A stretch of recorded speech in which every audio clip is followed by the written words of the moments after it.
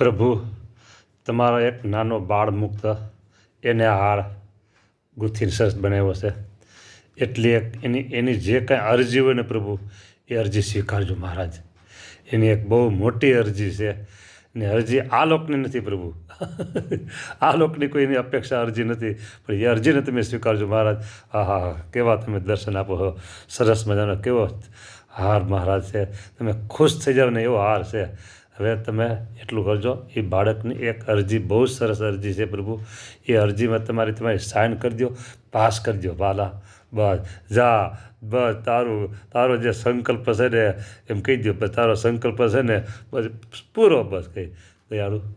બસ એ એકનો નહીં મહારાજ, જે કોઈ તમારે આશરે આવ્યો હોય, જે તમારા આશરે આવ્યો હોય, જે કોઈ ભક્તો હોય, જે કોઈ સંતો હોય, જે કોઈ ભાઈઓ હોય મહારાજ, બધાના સંકલ્પ